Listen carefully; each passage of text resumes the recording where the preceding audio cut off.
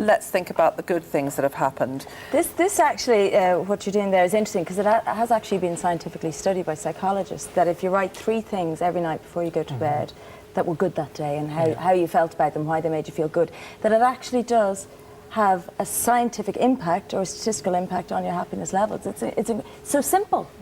It's so simple, and yet we don't do it. And it's all to do, I mean, it's also to do with the spirituality, is feeling grateful as well. Saying, well, it was lovely, you know, the sun shone on me this morning when I was standing at the bus stop. Aren't I lucky? So it's just kind of really thinking about the best thing that happened to you, thinking about what you're achieving, because again, you know, when we have 10 things open on our computers and we do one of them, we send an email, we don't take that moment to say, well done, I sent that email. You're always thinking, oh, there's 19 more to go.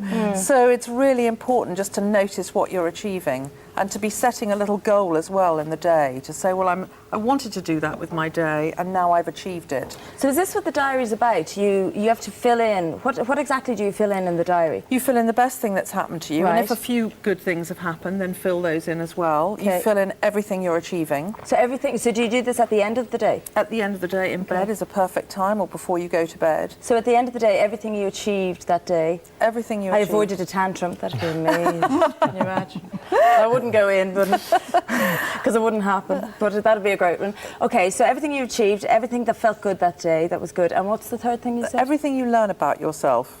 So, I mean, maybe the one day that you didn't have the tantrum, it would be you've done a learning. Well, I didn't have the tantrum because I ate supper before I went home rather than after.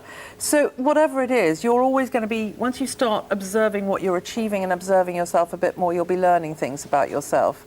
So just everything that you learn about yourself, what your likes and dislikes are, and just put it down in the diary. Have you started this yet, or is this... No, I haven't started yet. What do you think about that? I mean, because it's a good idea.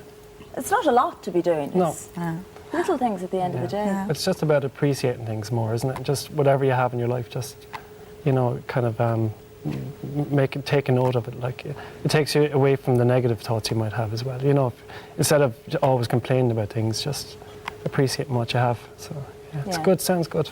Absolutely, it's balancing it out. Yeah. Getting it out of the system. Okay, now for everybody, you had just given 5 general tips for all of us at home to try. The first one you'd already talked about, think about the best thing that happened that day, notice everything you achieve, set weekly goals for yourself. Now, there's 2 more she's going to make us all do. Find a new perspective.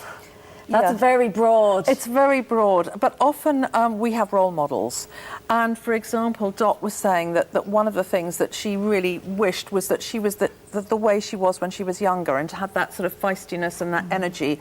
So if Dot could look at everything she was doing in the next week from that perspective and get excited about it and, you know, cope with any problems that she had as her younger self, then that's a really good perspective to move her forward. You're also getting practical with the guys now, because I know, Glenn, you're going to go see a financial advisor. No, jobs facilitator. A jobs facilitator, okay. Yeah.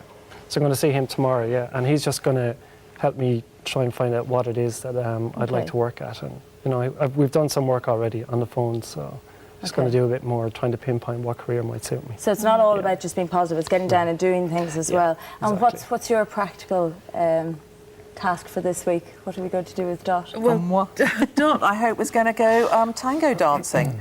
So that would be... Now, what is this for? Why is this? Because when I was younger, I loved dancing. I loved just expressing myself in the dancing, and I was sad. There's always been a bit of an actress in me, so I would like to get that little actress back again.